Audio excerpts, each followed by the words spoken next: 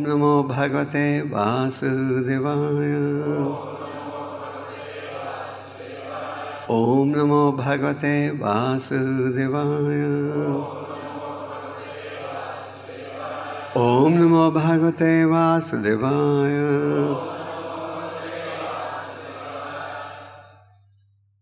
Srimad Bhagavatam, first canto, chapter 15, text 5. Arjuna Vanchitoham Maharaja Harina Bandhusena Ina me Partam Tejo Deva Vismapanam Maha।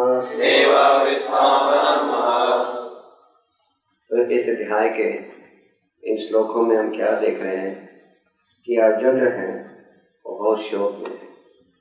वो भगवान से एक क्षण के लिए भी जुदा नहीं रहना चाहते थे।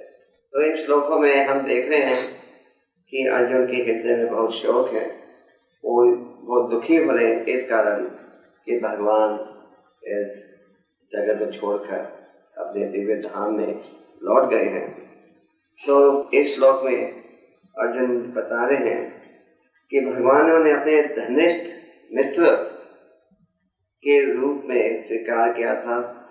जो अर्जुन का संबंध था भगवान से बड़ा प्रिय संबंध था। और जैसे भगवान गीता में भी कहते कौन से पति जाने की न में भक्त पनश्यति। हे अर्जुन, तुम सारे विश्व को ये बताओ तो मेरा जो भक्त है उसकी मैं हमेशा रक्षा करता हूँ। और इस श्लोक में और तात्पर्य में इस श्लोक में अर्जुन ये स्वीकार करते हैं कि जो शक्ति भी उनके पास थी, इस मेरा प्रभु पराक्रम जो देवताओं तक ही चकित करने वाला था, ये जो प्राप्त हुआ था वो भगवान के द्वारा ही प्राप्त हुआ था। तो भगवान अर्जुन से कहते हैं कि मेरे भक्त को ये सारे विश्व को बताओ कि मेरा जो भक्त उसकी मैं रक्षा हमेशा ही करता हूँ। और तात्पर्य में प्रभुपाद जी ये बता रहे हैं कि जो भी योग्यता, जो भी शक्ति व्यक्ति में प्राप्त होती है, वो शक्ति और ऐश्वर्य का सदुपयोग जब होता है जहाँ उसे भगवान की सेवा में लगाते हैं। तो भगवान के जो भक्त हैं वो ये स्वीकार करते हैं कि जो ऐश्वर्य, जो खूबसूरती, जो शक्ति, जो बुद्धि, जो गुण उनके पास है, ये भगवान के द्वारा प्राप्त हुआ है। इसलिए उसका सदुपयोग यह है कि उसे हम भगवान की सेवा में उपयोग करें। पर आज हम समाज में क्या देखते हैं? आज समाज में ये देखते हैं कि जिन व्यक्तियों के पास ऐश्वर्य है या गुण है या बुद्धि है या किसी प्रकार का भी गुण हो, वो ये नहीं सोचते कि इसका सदुपयोग होगा अगर हम इसे भगवान की सेवा में लगाएं। वो यही सोचते हैं कि ये सब हमने प्राप्त किया है हमारे परिश्रम के कारण, तो हमें इन सब चीजों का उपयोग करना चाहिए हमारे भौतिक सुख के लिए।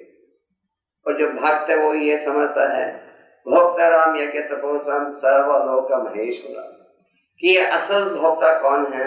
वो असल भोक्ता ये पर केवल परम भगवान ही है। तो भक्त ये जानता है कि जो भी शक्ति है, जो भी गुण है, ये परम भगवान के द्वारा ही आ रहा है। और भगवान जब अवतारित होते हैं वो अपने नित्य पार्षदों को भी ये दिव्य शक्ति देते हैं अपने उद्देश्य को प्राप्त करने के लिए। और जब ये उद्देश्य पूरा हो जाता है, जैसे कि यहाँ कहा गया है, उन पार्षदों से भी वो जो शक्ति है वापस ले लेते हैं। तो प्रभुपाद जी इस विषय में ही तात्पर्य में समझाते हैं कि जब भगवान अपने पार्षदों से शक्ति वापस ले सकते हैं, तो ये भौतिक समाज के जो कितने भी प्रभावशाली शक्तिशाली व्यक्ति हैं, उनसे क्यों नहीं ये शक्ति वापस ले सकते। जैसे कि जो कई नास्तिक व्यक्ति हैं जो बड़े शक्तिशाली हैं, वो कहते हैं कि हम भगवान में नहीं विश्वास करते इत्यादि। वो अपनी शक्ति का बड़ा नाज घमंड रखते हैं, तो उनको भी मृत्यु के सामने झुकना पड़ता है। चाहे कितनी भी शक्ति हो, कितने भी पावरफुल कोई डिक्टेटर बन जाए, कितना भी धनी व्यक्ति बन जाए, रोग पीड़ा मृत्यु के सामने तो सबको झुकना ही पड़ता है। प्रकृति के जो कष्ट हैं उनसे तो कोई बच नहीं सकता। कि जैसे आपने सुना होगा कि लॉस एंजलिस में बहुत बड़ा अर्थक्वेक आया था, आपने सुना होगा, अखबारों में पढ़ा होगा, केवल 30 सेकंड के लिए, और 30 सेकंड में उनका $30 बिलियन का नुकसान हो गया। $30 बिलियन, अंदाजा लगा। भारत में जब वो महाराष्ट्र में अर्थक्वेक आया था तो सबने कहा कि यहाँ सरकार के पास हथियार वगैरह वो सुविधा नहीं थी ये बताने के लिए कि अर्थक्वेक आने वाला है। तो अमेरिका में तो सब टेक्नोलॉजी उनके पास, टेक्नोलॉजी की तो किसी रूप की कमी नहीं है। वहाँ तो ऐसी टेक्नोलॉजी है कि अगर आप दिल्ली में कनॉट प्लेस में मोटर चला रहे हो तो उनको वॉशिंगटन में पता लग जाएगा आपकी मोटर का नंबर प्लेट क्या है, आप अंदाजा नहीं लगा सकते। उनके पास ऐसी टेक्नोलॉजी है। तो ये सब टेक्नोलॉजी होने के कारण भी क्या वो लोग को रोक सके लॉस एंजलिस में? नहीं रोक सके, और 30 सेकंड में $30 बिलियन का नुकसान हो गया। खैर, हमने एक उदाहरण इस विषय में दिया था ये बताने के लिए कि पास ऐश्वर्य है, शक्ति है वगैरह, इसका वो बड़ा नाच रखते हैं, घमंड रखते हैं, पर प्रकृति के सामने तो सबको झुकना ही पड़ता है। तो इसीलिए जो बुद्धिमान व्यक्ति हैं वो ये समझते हैं क्या कि ये जो शक्ति है, ये जो ऐश्वर्य है, ये परम भगवान से आ रहा है, तो इसलिए हमें इसका उपयोग भी करना चाहिए। किस लिए? भगवान की सेवा में। तात्पर्य में प्रभुपाद जी ये भी कहते हैं कि भगवान को सब याद रहता है कि उनमें किसी प्रकार का दोष नहीं है, अपूर्णता नहीं है। भगवत गीता में जब अर्जुन ने भगवान से सुना कि ये उपदेश उन्होंने विवासवान को दिया था, तो अर्जुन ने हमारी भलाई के लिए एक प्रश्न पूछा। उन्होंने पूछा कि ये मैं कैसे विश्वास कर सकता हूँ कि आपने ये उपदेश सबसे पहले विवासवान को दिया जब उनकी आयु आपसे अधिक है। तो भगवान ने उत्तर में कहा कि बहुत बहुत बार तुमने और मैंने दोनों ने जन्म लिया है, पर मैं सबको याद कर सकता हूँ, पर तुम उसे याद नहीं कर सकते। तो हमें ये भूलना नहीं चाहिए कि साधारण प्राणी मात्रा में और परम भगवान में अंतर है। साधारण प्राणी मात्रा में 4 प्रकार के दोष है। इस कारण पिछले जन्म की तो बात छोड़ो, हम अगर आपसे पूछे कि अब 1 हफ्ते पहले क्या कर रहे थे, इसी समय शायद ही आप ठीक रूप से उत्तर दे पाओगे, क्योंकि साधारण प्राणी मात्रा में 4 प्रकार के दोष हैं। छलने की इच्छा है, वो गलती करता है, इंद्रियां अपूर्ण है, भ्रम में रहता है, तो इस कारण उसके पास ना तो जो भी ज्ञान है अधूरा रहता है। पर परम भगवान के द्वारा ही हम असली ज्ञान को प्राप्त कर सकते हैं। तो अर्जुन जो थे भगवान के बहुत ही प्रिय मित्र थे, भक्त थे। भगवान के जो भक्त हैं वो एक क्षण के लिए भी भगवान से जुदा नहीं रहना चाहते। जिस प्रकार उदाहरण दिया जाता है, मछली जल के बाहर एक क्षण के लिए भी नहीं रहना चाहती, तो भगवान के जो भक्त हैं वो बिल्कुल भगवान से जुदा नहीं रहना चाहते। तो अर्जुन को इसलिए बहुत ही शोक हो रहा था, दुख हो रहा था क्या कि भगवान अपने दिव्य धाम में चले गए हैं, अभी हम उनके बिना कैसे रहेंगे, क्योंकि भगवान के भक्त सदा भगवान के साथ ही रहना चाहते हैं। तो आप ये प्रश्न पूछ सकते हो कि हम भक्त लोग क्या करें, हमारा तो ये भाग्य नहीं है कि भगवान की संगत हमें प्राप्त हो रही है जैसे कि अर्जुन को प्राप्त हुई थी। तो आप देखोगे इस भागवत में आगे जाकर कि अर्जुन ने बाद में भगवत गीता के उपदेश का स्मरण आरंभ किया, और जब उन्होंने भगवत गीता का जो उपदेश भगवान ने दिया था उसका स्मरण आरंभ किया, तो उनके जो शोक था, जो दुख था, वो आस्ते आस्ते चले गए और फिर से वो, तो क्योंकि भगवान के दिव्य नाम में और उनमें कुछ अंतर नहीं है, भगवान की शिक्षा में और उनमें कुछ अंतर नहीं है। जब हम उनके दिव्य नामों का उच्चारण करते हैं या उनकी शिक्षा का स्मरण करते हैं तो हम फिर से भगवान की संगत को अनुभव कर सकते हैं, जिस प्रकार अर्जुन ने भगवान की संगत को अनुभव किया। इसलिए कहा गया है भगवद गीता के अनेक श्लोकों के द्वारा कि आध्यात्मिक जीवन में सफलता प्राप्त करने के लिए यह बहुत ही महत्वपूर्ण है कि हम अपने मन को जीतने का प्रयास करें। अगर हमने मन को वश में नहीं लाए, अगर हम मन को नहीं जीत पाए, तो अगर हम सारे विश्व को भी प्राप्त कर लें पर मन को नहीं जीते तो हमने कुछ भी प्राप्त नहीं किया। इसलिए कहा गया है गीता में, मन मन भाव मत भक्तो मर्यादि मन नमस्करो, मन के द्वारा मेरा प्रणाम करो, मेरा स्मरण करो, मन को जीतो। भगवान छठे अध्याय में कहते हैं कि जिसने मन को जीत लिया वो शांत रहेगा, पर जिसने मन को नहीं जीता वो सारे विश्व के धन को भी प्राप्त कर ले और कभी शांत नहीं होगा। जैसे कि एक चैतन्य महाप्रभु चैतन्य भागवत में कथा है कि एक समय जब नवद्वीप में चैतन्य महाप्रभु जी को पहले निमाई पंडित बुलाते थे। हाँ, एक तो बहुत बड़े संस्कृत के विद्वान थे और नीम के पेड़ के नीचे उनका जन्म हुआ था, तो उनको नाम उनकी माता ने निमाई दिया था। और वो पंडित भी थे, क्यों? क्योंकि बहुत ही विद्वान थे। जितने भारत में उस समय संस्कृत के विद्वान थे सबको उन्होंने हरा दिया था। एक बहुत बड़ा विद्वान था कश्मीरी पंडित, कश्मीर का, उसे भी हरा दिया था। तो सब उनको बहुत आदर देते थे। चैतन्य महाप्रभु जी सबको, भक्तों को शिक्षा देते थे, संस्कृत पढ़ाते थे।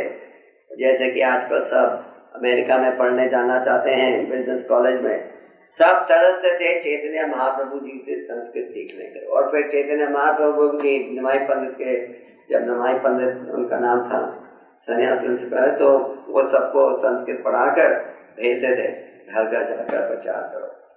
तो नवद्वीप में एक भक्त था जिनका नाम था खोलावेट श्रीधर। बहुत गरीब था, उसकी धोती भी एक ही धोती थी उनके पास। एक धोती में 12 छेद थे और वो रहते थे एक झोपड़ी के मकान में जिसकी छत भी नहीं थी।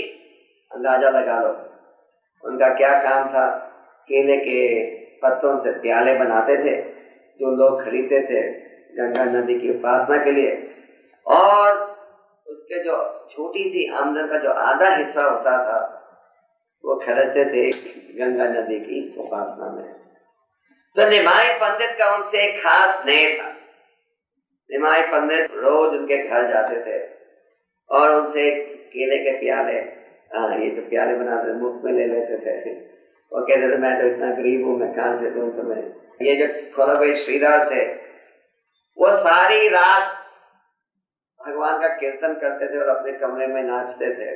तो उनके जो पड़ोसी वगैरह थे सब उनके दुश्मन बन गए थे, और वो बहुत गरीब थे। कई बार निमाई पंडित उनको आकर छेड़ते थे, कहते थे देखो तुम तो कृष्णा की भक्ति कर रहे हो और तुम इतने गरीब हो, और तुम्हारे पड़ोसी वो सब दुर्गा की पूजा करते हैं, वो कितने धनी हैं, तो तुम भी दुर्गा की पूजा क्यों नहीं करते। तो वो कहते थे, उनको छेड़ते थे, क्या उनकी खास लीला थी। तो निमाई पंडित बार बार खोलावेट श्रीधर के घर वगैरह जाते थे। तो खोलावेट श्रीधर कहते थे उनको, मैं इतना गरीब आदमी हूँ तो मुझे क्यों चुरा रहे हो। तो निमाई पंडित उन्हें कहते थे, तुम गरीब नहीं हो, तुम बहुत ही धनी हो, और तुम्हारा धन जो है वो छुपा हुआ है। तो एक दिन मैं तुम्हारे धन को सारे विश्व में बताऊंगा कि तुम कितने धनी हो। असल उनके पास कोई भौतिक धन तो नहीं था, वो बिल्कुल संतुष्ट थे। उनके जो पड़ोसी इत्यादि थे वो तो यही तरह थे और धन वगैरह कमाए, पर खोलावेट श्रीधर के पास एक ही धोती थी, 12 छेद थे, उसमें छत भी नहीं थी। घर में एक ही पुराना बर्तन था। एक दिन चैतन्य महाप्रभु जी कीर्तन कर रहे थे अपने भक्तों के साथ। तो उन दिनों में बंगाल में मुसलमान राजा थे। तो मुसलमान राजा से जब निमाई पंडित ने अपना संकीर्तन आंदोलन आरंभ किया तो लोगों ने, मुसलमानों ने जाकर शिकायत की, तुम रोक दो ये जल्दी से, नहीं रोकोगे तो सभी कृष्णा के भक्त बन जाएंगे। तो जिन्होंने शिकायत की उन्होंने कहा कि हम भी फंस गए हैं इसमें, हमारे मुंह से भी कृष्णा शब्द बंद ही नहीं होता, इसमें क्या आकर्षण है हम खुद नहीं समझ सकते, जल्दी से कीर्तन मंडली बंद करवाओ। तो जब मुसलमान राजाओं ने कीर्तन कार्य वगैरह रोकने का प्रयास कर रहे थे तो निमाई पंडित ने और भी बड़े रूप से कीर्तन का आंदोलन बढ़ाया। तो एक दिन बहुत लंबा कीर्तन किया था निमाई पंडित ने, तो उन्हें फिर प्यास लगी तो पानी पीने और किधर आए, खोलाबे श्रीदार के, और वही जो एक टूटा हुआ बर्तन था उनके घर में, उसी बर्तन से उन्होंने पानी पिया। तो जब खोलाबे श्रीदार को पता लगा कि निमाई पंडित ने इस प्याले से पानी पिया तो उनको बहुत ही तो खैर, तो निमाई पंडित हमेशा कहते थे, खोलाबे श्रीदार तुम्हारे पास तो जो धन है किसी के पास नहीं है। तो एक दिन निमाई पंडित बड़े विद्वान थे, पर उस समय किसी को पता नहीं था कि परम भगवान के अवतार हैं, क्योंकि चैतन्य महाप्रभु जी का अवतारित हुए थे भक्त के रूप। तो एक दिन श्रीवास ठाकुर के घर में जब निमाई पंडित ने अपने दिव्य रूप को प्रकट किया उनके 4 प्रिय भक्तों के सामने, अद्वैताचार्य जो महाविष्णु के अवतार हैं, पुंडरीक वैनिधि, हरिदास ठाकुर और खोलाबे श्रीदार। खोलाबे श्रीदार से निमाई पंडित का इतना स्नेह था कि उन्होंने अपने भक्तों को बोला, जाओ खोलाबे श्रीदार को ढूंढ के लाओ। तो किसी को तो उनका घर का पता भी नहीं पता था, तो ये पता था कि वो 24 घंटे निरंतर हरि का नाम करते रहते हैं। तो उनके जो साथी थे चैतन्य महाप्रभु जी के, निमाई पंडित के सेवक जो उन्हें ढूंढने गए, वो से हर घर के सामने जाके रुक कर देखते थे कौन हरि का नाम कर रहा है। तो उन्होंने खुद ही ढूंढ कर ले आए। तो निमाई पंडित ने अपने दिव्य रूप को प्रकट किया और उन्होंने अपने सब भक्तों से पूछा, बोलो तुम्हें क्या क्या वरदान चाहिए। तो पहले तो उन्होंने अद्वैताचार्य से पूछा, तुम्हें क्या वरदान चाहिए। और अद्वैताचार्य ने कहा कि आप यह हरि नाम का कीर्तन कीजिए सबकी भलाई के लिए, क्योंकि अद्वैताचार्य की उपासना के कारण ही परम भगवान बाद में अवतारित हुए चैतन्य महाप्रभु जी के रूप में। तो उन्होंने कहा कि आप हरि नाम का कीर्तन करो हर जगह, केवल उनको नहीं देना हरि नाम जिनके हृदय में जलन है आपके प्रति। तो फिर वो उन्होंने पूछा खोलाबे श्रीदार से, तुम्हें क्या वरदान चाहिए। तुम्हें 8 प्रकार की सिद्धियां चाहिए। 8 प्रकार की योगिक सिद्धियां हैं जिनके द्वारा किसी पर भी बल कर सकते हो, यहाँ बैठे बैठे अपना हाथ फैलाकर किधर से भी पैसा उठा सकते हो, कुछ भी कर सकते हो। 8 प्रकार की सिद्धियां हैं। उन्हें कहा कि तुम्हें ये 8 प्रकार की सिद्धियां चाहिए, नहीं। फिर तेरे समान ऐश्वर्य चाहिए, तुम्हें शिष्य वगैरह चाहिए, नहीं चाहिए। फिर क्या चाहिए बोलो, क्या वरदान चाहिए। यहाँ निमाई पंडित भगवान अपना दिव्य रूप प्रकट करके अपने भक्त से पूछे तुम्हें क्या वरदान चाहिए। योगिक सिद्धियां चाहिए, मेरे समान ऐश्वर्य चाहिए, धनी शिष्य चाहिए, क्या चाहिए बोलो, मैं देने को तैयार हूं। तो श्रीदार ने क्या कहा कि अगर आप मुझे वरदान देना चाहते हो तो ये वरदान दो कि मैं हमेशा भक्तों के संग में रहकर आपका गुणगान कर सकूं और हर जन्म में मुझे आपका साथ मिले निमाई पंडित के रूप में। हालांकि निमाई पंडित जाकर उनको सताते थे, छेड़ते थे, तंग करते थे, उनसे उनके केले के पत्तों की भीख मांगते थे, छीन लेते थे। तो वो कहते थे मैं तो इतना गरीब हूँ, मैं तुम्हें रोज कहाँ से दूं मुफ्त में, तो मुझे क्यों सताते हो, छोड़ दो अकेला। उन्होंने ये कहा कि मुझे ये वरदान चाहिए कि मुझे हमेशा आपकी संगत प्राप्त हो हर जन्म में। तो ये उदाहरण, ये थोड़ी लंबी कथा है, हमने संक्षेप में सुनाई है। तो ये उदाहरण हमने इसलिए दिया ये बताने के लिए कि जो व्यक्ति भगवान के शरणागत हो जाए, जो भगवान के दिव्य नामों को अपना लें, वो इतने संतुष्ट हो जाते हैं कि जब उन्हें ये वरदान दिया जाए कि क्या सुविधा चाहिए, किस प्रकार का ऐश्वर्य चाहिए, वो इसको भी नहीं मानते। आप समझे? जैसे कि भागवत में एक और कथा है ध्रुव महाराज की। ध्रुव महाराज की सौतेली माँ ने उन्हें अपने पिता उत्तानपाद के गोद में बैठने से रोका। तो छोटे बच्चे थे, 5 साल की आयु थी, क्षत्रिय खून था। तो खैर वो जंगल में गए, मधुवन जंगल में भगवान को खोजने के लिए, क्योंकि उनकी माता ने उन्हें कहा था मैं तो तुम्हारा सहयोग नहीं दे सकती, पर सुना जाता है भगवान दे सकते। तो उन्होंने पूछा भगवान को कहाँ प्राप्त करेंगे हम? कहा कि जंगल में सुना जाता है। तो जैसे वो निकल रहे थे अपने महल से, नारद मुनि जी वहां पहुंच गए। नारद मुनि जी ने उनकी परीक्षा लेने की इच्छा की। तो उन्होंने कहा पहले, अरे भाई तुम्हारी सौतेली माँ तो तुम्हारे से खेल रही थी, तुम तो बच्चे हो, भगवान को ढूंढने कहाँ जाओगे ये छोटी उम्र में, जाओ खेलो तुम, है ना। तो ध्रुव ने कहा कि अगर आप मेरा सहयोग दे सकते हो भगवान को खोजने में तो मेरे से बात करो, नहीं तो मुझे जाने रहो जंगल की तरफ। तो जब नारद मुनि जी ने देखा ये गंभीर है, दृढ़ है भगवान को खोजने में, फिर उन्होंने उनको उपदेश दिया, क्या ओम नमो भगवते वासुदेवाय का मंत्र की उच्चारण करो, भगवान का रूप बनाओ, मिट्टी और जल को मिलाकर। तो ध्रुव महाराज जंगल में गए, भगवान का रूप बनाया, मंत्र का उच्चारण किया, फिर अंत में भगवान प्राप्त हुए। भगवान की तपस्या से बहुत ही प्रसन्न हो गए थे। तो भगवान ने उनसे पूछा कि ये बताओ क्या वरदान चाहिए तुम्हें? तो ध्रुव ने कहा कि मैं तो इतना मूर्ख हूं कि पहले मैं टूटी हुई शीशों को खोज रहा था, अब तो मुझे असली हीरा प्राप्त हो गया है, अब मुझे कुछ नहीं।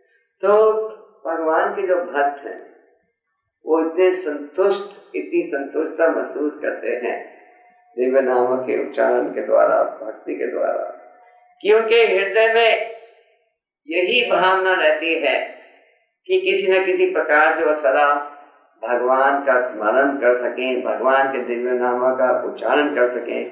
इसीलिए प्रहलाद महाराज जी जो नवदा भक्ति का ज्ञान हमें देते हैं, नवदा भक्ति का ज्ञान देते हुए सबसे पहले क्या कहते हैं? श्रवणम कीर्तनम विष्णु स्मरणम। हमें इस प्रकार से इस जीवन को चलाना चाहिए कि आप भगवान के दिव्य नामों का श्रवणम कीर्तनम भी कर सकें और उनका विष्णु स्मरणम भी कर सकें। जैसे अर्जुन जो है, जैसे उनको शौक हो रहा था भगवान ये पृथ्वी को छोड़कर अपने दिव्य धाम में लौट गए हैं, फिर जैसे ही उन्होंने भगवान की शिक्षा का स्मरण आरंभ किया, उन्हें वही संतुष्टता महसूस हुई जैसे जब भगवान उनके साथ है। तो अगर हम श्रवणम कीर्तनम करेंगे सावधानी के साथ, तो फिर हम भगवान का विष्णु स्मरणम भी कर पाएंगे। नहीं तो ये मन भटकते रहता है अनेक भौतिक विषयों में। इस मन में अनेक प्रकार के भौतिक विचार रहते हैं। आज इतना प्राप्त हो गया है, कल इतना प्राप्त होना चाहिए, आज इसने हमारा अपमान किया है तो हमें कल इसका अपमान करना है, हमें आदर ठीक रूप से नहीं मिला। तो मन में तो अनेक भौतिक विचार है। प्रहलाद महाराज जी कहते हैं भगवत में कि जो हृदय है एक फोटो एल्बम के समान है। जैसे आप लोग घरों में एल्बम रखते होंगे, तस्वीरें हैं बचपन की और रिश्तेदारों की वगैरह, तो उसी प्रकार हृदय में करोड़ों तस्वीरें हैं। फोटो एल्बम में तो 50, 100, 150 चिपका सकते हो, पर आपके हृदय के फोटो एल्बम में तो लाखों तस्वीरें रोज बढ़ते ही जाती है ना। और इस जीवन की तस्वीरें नहीं, फिर पूर्व जन्म के भी विचार रहते हैं। तो इसलिए ये जो हृदय में विचार है वो मन में आते हैं। तो मन को हमें शुद्ध बनाना चाहिए। ये भगवान के लीलाओं, उपदेश, आदेश, स्वरूप, इन सब का स्मरण करके फिर हमारा मन प्रयास करेंगे तो हम जीत पाएंगे। कई बार सुना जाता है कि मन को जीतना बहुत ही कठिन है, कहते हैं कि मन को वश में लाना बहुत ही कठिन है, मन को जीतना बहुत ही कठिन है। कठिन है जरूर। जैसे कि भाई गीता में भी भगवान को अर्जुन ने क्या कहा, चंचल माना कृष्ण, ये मन तो इतना चंचल है कि वायु को वश में ला सकते हैं, और मन को वश में लाना उससे भी ज्यादा कर सकते हैं। अगर किसी दिन आंधी हो, रामा को कहें वायु को वश में लाओ, कंट्रोल करो, आप कर सकोगे नहीं कर सकोगे। पर अर्जुन ने कहा ये तो मन तो उससे भी ज्यादा कठिन है वश में लाना। तो आप कहोगे कि जब अर्जुन कहते हैं कि कठिन है तो हमारे जैसे तुच्छ व्यक्तियों का क्या होंगे? तो भगवान ने कहा है प्रयास करोगे तो सफलता प्राप्त करोगे। भगवान के भगवत गीता में हमें ये उपदेश भी देते हैं कि मेरे भक्तों में उनमें जो कमी भी होगी उसे मैं दूर कर देता हूं, पर ये अवश्य है कि श्रद्धा के साथ उनके शरणगत हो। तो ये हमने इसलिए कहा, ये बताने के लिए कि अगर हम प्रयास करेंगे भगवान के शरणगत होने के लिए, तो अगर हमारे कोई योग्यता नहीं भी हो तो योग्यता अपने अपने प्राप्त हो जाएगी। भगवान हृदय में विराजमान है परमात्मा के रूप में। जब वो देखते हैं कि ये भक्त प्रयास कर रहा है मुझे समझने के लिए, मेरी सेवा करने के लिए, तो जो अज्ञानता है, अज्ञानता के क्या लक्षण? हम सोचते हैं कि शरीर ही हमारा स्वरूप है। हम सोचते हैं शरीर का उपयोग करना चाहिए किस लिए? भौतिक सुख सुविधा इंद्रिय तृप्ति के लिए। हम सोचते हैं ये ऐश्वर्य हमारा है। ये सब अज्ञानता के अलग अलग लक्षण है। भागवतम के 30 स्कंद में इन अज्ञानता के लक्षणों का वर्णन किया गया है। मृत्यु से भय, क्रोध आना, ये सोचते कि आप हर चीज के स्वामी हो, ये अनेक रूप हैं अज्ञानता के। तो भगवान कहते हैं कि जब मैं देखता हूं कि कोई व्यक्ति प्रयास कर रहा है मुझे समझने के लिए, मेरी सेवा करने के लिए, तो मैं हृदय में जो विराजमान हूं उसकी अज्ञानता को दूर कर देता हूं ज्ञान के साथ, जैसे कि रोशनी अंधेरेपन को दूर करती है। तो अगर आप प्रयास करोगे कि आध्यात्मिक जीवन को सफल बनाने के लिए, तो भगवान आपने कुछ पूरी टूटियां भी होंगी, कुछ चिंता की बात नहीं है। भगवान आपको योग्यता देंगे, बुद्धि देंगे, जिसके द्वारा आप दृढ़ बन सकोगे और जिसके द्वारा आप भक्ति के मार्ग में आगे बढ़ सकोगे। तो भक्ति के मार्ग में सफलता प्राप्त करने के लिए कोई भौतिक गुण की आवश्यकता नहीं है। ये अवश्य नहीं है कि आपके पास पीएचडी डिग्री होनी चाहिए, या आपको धनी होना चाहिए, या खूबसूरत होना चाहिए, या किसी और प्रकार का गुण, भौतिक गुण होना चाहिए। केवल श्रद्धा की आवश्यकता है। अगर आप हृदय में श्रद्धा रखोगे, और ये श्रद्धा कैसे बढ़ती है? साधु संग के साथ। जैसे कि आरंभ में थोड़ी भावना प्रकट होती है, क्या? या भगवान का स्मरण करें। गीता में भगवान क्या कहते हैं? सर्वत्र चाहम हृदि सन्निविष्टो मतः स्मृति ज्ञानम अपहानम च। अपहानम और स्मृति, स्मृति का अर्थ है भगवान का स्मरण करना, अपहाना मतलब भगवान को भूलना। तो भगवान को स्मरण करने की योग्यता भी उनसे ही आती है, और जो व्यक्ति नास्तिक बनते हैं, भगवान को भूलते हैं, वो योग्यता भी उनसे ही आती है। तो भगवान जब देखते हैं कि इस व्यक्ति में यह भावना है, श्रद्धा है कि वो किसी प्रकार से जीवन के उद्देश्य को प्राप्त कर सके, तो भगवान उस ऐसा प्रबंध करते हैं कि वो व्यक्ति भक्तों के संबंध में आ जाए। जैसे आप सब अगर सोचने का प्रयास करो कि आपका परिचय कैसे हुआ इस क्रम के भक्तों के द्वारा, तो आप ये देखोगे कि किसी न किसी समय आपके मन में आध्यात्मिक जागृति आरंभ हो रही थी, है ना? तो जैसे आपके हृदय में ये जागृति आरंभ हो रही थी, भगवान ने ऐसी सुविधा बनाई कि आपके हाथ में एक ग्रंथ पहुंच गया, या आप किसी को मिले जिसने आपको ये कहा चलो दर्शन के लिए चलो मंदिर, या चलो मिलने के लिए, ऐसी कुछ भावना थी। तो भगवान ने ऐसी स्थिति बनाई कि आपके हृदय में हंसते हंसते भक्तों की संगत आपको प्राप्त हुई। और जितना हम भक्तों की संगत का लाभ उठाएंगे उतना ही भक्ति की जो भावना है वो ज्यादा पक्की बनेगी, ज्यादा देर बनेगी, उतना ही बढ़ेगी। तो जो व्यक्ति भगवान का स्मरण कर रहे हैं वो सुविधा भी भगवान के द्वारा प्राप्त होती है। और जब भगवान को भूल रहे हैं, भगवान जब देखते हैं कि इस व्यक्ति में बिल्कुल इच्छा नहीं है उनकी शिक्षा को स्वीकार करने के लिए, नास्तिक बनना चाहता है व्यक्ति, तो फिर उस प्रकार का वातावरण प्राप्त हो जाता है जिसके द्वारा वो व्यक्ति भगवान का स्मरण कर ही नहीं पाए। तो चैतन्य महाप्रभु जी सनातन गोस्वामी को शिक्षा देते हुए कहते हैं कि जिस प्रकार एक होशियार माली जो है अपने बगीचे की देखभाल बड़े सावधानी के साथ करता है, बीज को लगाता है, फिर बीज को उगाने के लिए क्या करता है, रोज पानी डालता है ना। तो उसी प्रकार भक्तों की संगत के द्वारा भक्ति का जो बीज है हृदय में स्थापित होता है।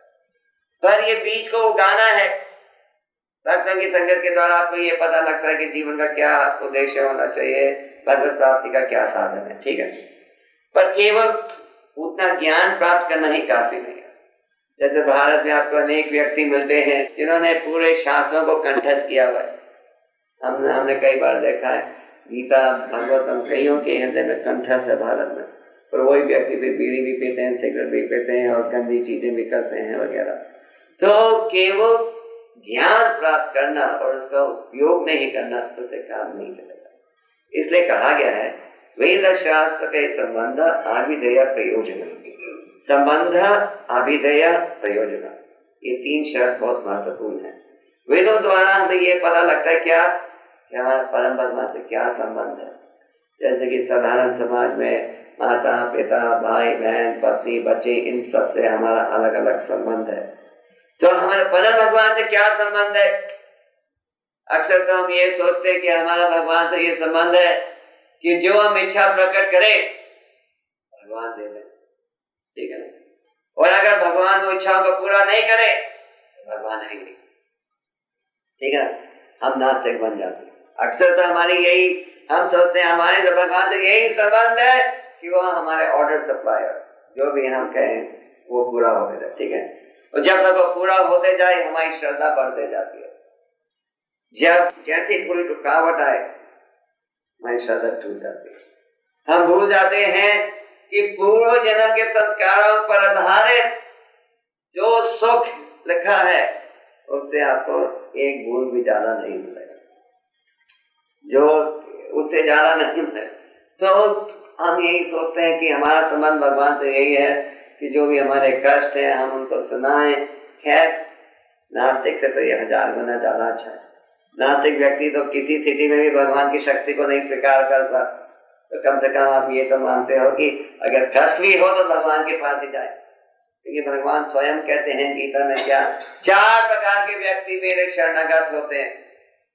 एक है जो पीड़ित है, दुखी है, दूसरा जो धन चाहता है, जिज्ञासु और ज्ञान के कारण। तो असली संबंध क्या है वो समझना, वो अभिधेय, फिर उसका उपयोग करना, प्रयोजन। ये जो शिक्षा है उसका उपयोग करना। ऐसे शिक्षा तो बहुतों के पास है इस देश में, हर व्यक्ति ये श्लोक जानता है, सर्वधर्मा परित्यज्य माम एकम शरणम, है ना। हर व्यक्ति, हर हिंदू ही भारत में जानता है। फिर आप पूछो कितने व्यक्ति इसके आधार पर चल रहे, आप उंगलियों में गिन सकोगे। तो हमें कह रहे थे कि जो असली बुद्धिमान व्यक्ति है वो इस ज्ञान का उपयोग भी करता है। केवल ज्ञान रखना, उपयोग नहीं करने से काम नहीं चलेगा। तो चैतन्य महाप्रभु जी बता रहे थे कि ये जो भक्ति का बीज जो हृदय में स्थापित हुआ है साधु संगत के द्वारा, अब इस बीज को हमें उगाना चाहिए। वो उगेगा कैसे? जैसे कह रहे थे बीज पर रोज पानी पिलाना पड़ेगा, तो हमें इस भक्ति के बीज को भी पानी पिलाना है, रोज पिलाना पड़ेगा। जैसे कि आप रोज खाना खाते हो, 2, 3, 4 दफा रोज सोते हो वगैरह, तो पानी, इस बीज को पानी भी रोज पिलाना पड़ेगा। महीने के साल में एक दफा जन्माष्टमी के दिन पर पानी पिलाएंगे, साल में 2 दिन या 3 दिन रोज इसको पानी पिलाना पड़ेगा। फिर ये जो पेड़ है आस्ते आस्ते उगेगा और फिर ये जो पेड़ है बहुत मीठे फलों को पैदा करेगा। जैसे कि पेड़ जब उगता है तो आस्ते आस्ते फल भी पैदा होते हैं। और फिर ये कहा गया है कि जो व्यक्ति भी इन फलों को काटेगा खाएगा वो जन्म मृत्यु के बंधन से मुक्त हो जाएगा। तो आप लोगों के हृदय में भक्ति का बीज कभी स्थापित हो रहा है, पर अगर हम रोज इसे पानी नहीं पिलाएंगे तो क्या भय है, ये जो भक्ति की जो थोड़ी भावना अभी जागृत हो रही है वो समाप्त हो जाएगी। क्योंकि जिस भौतिक समाज में हम रहते हैं वहां तो हमारा यही अभ्यास है कि हर व्यक्ति हमें भगवान को भुलाना चाहता है। ठीक है, माता पिता मित्र वगैरह वो आपको भगवान का स्मरण तो नहीं करवाना चाहते। ये कह देंगे जरूर हम आपको भक्ति से थोड़ी रखते हैं, जाओ मंदिर महीने में एक दफा मंगलवार को वगैरह, पर भगवत प्रेम को हृदय में वो नहीं बढ़ाना चाहते। और साथ में वो ये दावा भी करेंगे कि हम तुम्हारे शुभ चिंतक हैं, है ना। वो कहेंगे हम ही तुम्हारी भलाई को जानते हैं, हम नहीं तुम्हें पा रहे, जो हम कहें वैसे ही करो। तो इसलिए ठाकुर भक्ति विनोद जी एक प्रार्थना में कहते हैं कि चैतन्य महाप्रभु जी ही आपके शुभ चिंतक है और कोई नहीं है। हमें बिना बंधु नाहे किया चेत तुम्हारा, कि चैतन्य महाप्रभु जी ही तुम्हारे शुभ चिंतक है और कोई नहीं है। सब व्यक्ति दावा जरूर करेंगे कि हम हमारे शुभ चिंतक हैं, हम तुम्हारी भलाई जानते हैं, पर केवल भगवान उनके शुद्ध भक्त वो ही हैं आपके शुभ चिंतक। इसलिए कई दफा प्रभुपाद जी ने कहा कि कृष्ण भावित होने का क्या अर्थ है, ये स्वीकार करना एक भगवान हर चीज के स्वामी है, वो ही हर चीज के भोक्ता है, वो ही हमारे शुभ चिंतक हैं। जब आप ये समझ जाओ कि वो ही हमारे शुभ चिंतक हैं, फिर आप उनकी शिक्षा को बिना शंका के स्वीकार करोगे। ठीक है ना। जैसे कि छोटा बच्चा वो जानता है कि माता पिता उसके शुभ चिंतक हैं, तो हर चीज करने से पहले पूछता है ये मैं करूं, ये करूं, ये करूं, तो वो कहते हैं करो, तो फिर वो करते हैं। वो कहे नहीं करो तो एकदम नहीं करते। तो ये विश्वास हृदय में स्थापित होना चाहिए क्या, कि परम भगवान उनके प्रतिनिधि वो ही हमारे शुभ चिंतक है और उनकी जो शिक्षा है, आदेश है, वही है क्या, हमारे आध्यात्मिक भलाई के लिए। तो भक्ति के बीज को अगर आप रोज पानी नहीं पिलाओगे तो जो बीज जो पेड़ जो है आस्ते आस्ते सूख जाएगा। तो पानी पिलाते हैं हम कैसे ही, श्रवणम कीर्तनम के द्वारा। तो चाहे हम विद्यार्थी हो या व्यापारी हो या घर में कार्य करते हो, हम सबको ये भूलना नहीं चाहिए कि हमें रोज पानी पिलाने का प्रयास करना चाहिए, श्रवणम कीर्तनम जपमाला करना चाहिए। इससे भगवान की संगत भी प्राप्त होगी, भक्ति का पेड़ भी आस्ते आस्ते बढ़ेगा। जितनी श्रद्धा के साथ अब भगवान के शरणागत होने का प्रयास करोगे उतनी ही मात्रा में भगवान आपको बुद्धि देंगे। ये उम्मीद हम नहीं कर सकते कि हम बिल्कुल रुचि प्रकट नहीं करें और भगवान ही हमें सब प्रकार की बुद्धि दे, ये तो आप उम्मीद नहीं कर सकते। भगवान अंतर्यामी है, साक्षी है, समझ जाते हैं कि कितनी श्रद्धा से ये व्यक्ति मेरे शरणागत होने का प्रयास कर रहे हैं। तो चैतन्य महाप्रभु जी ने कहा है कि जहां हो वहां ही रहो, पर अपनी चेतना को बदलो। जब प्रभुपाद जी अमेरिका पहले गए तो प्रभुपाद जी अपने प्रवचनों में बहुत सरल शब्दों में यही लोगों को समझाते थे कि कृष्ण भावना भावित होने का क्या अर्थ है, अपनी चेतना बदलो। ये समझो जैसे कि इस श्लोक में बताया जा रहा है, श्लोक के तात्पर्य में, कि ऐश्वर्य वगैरह का उपयोग भगवान की सेवा में करना चाहिए। तो चेतना बदलने का अर्थ यह है, ये सोचना कि हम हर चीज के स्वामी हैं के बजाय परम भगवान हर चीज के स्वामी हैं, हमें हर चीज का उपयोग करना चाहिए उनकी सेवा में। ये बुद्धि आएगी अगर आप हरि नाम का उच्चारण करो, शास्त्रों का अध्ययन करो, भक्तों की संगत का लाभ उठाओ, तो जितना भी आपका अवसर प्राप्त हो उसका लाभ उठाओ। इस प्रकार आप अपने आध्यात्मिक जीवन में परिवर्तन कर पाओगे। तो इस श्लोक का संक्षेप में यहाँ हम देख रहे हैं कि अर्जुन जो है इन श्लोकों के द्वारा अपने शोक को प्रकट कर रहे हैं, क्योंकि परम भगवान अपने दिव्य धाम में लौट गए हैं। तो जिस प्रकार अर्जुन भगवान का स्मरण कर रहे हैं, हमें भी प्रयास करना चाहिए भगवान का सदा स्मरण करने के लिए। और जब हम भगवान का स्मरण करेंगे तो मन गंदे विचारों से खुद ही दूर रहेगा।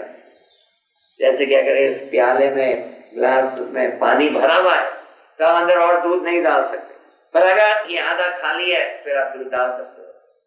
तो अगर आपके मन के द्वारा भगवान का स्मरण कर रहे हो, फिर आपका मन आपका साथ देगा आध्यात्मिक जीवन में पूर्णता प्राप्त करने के लिए। हरे कृष्ण।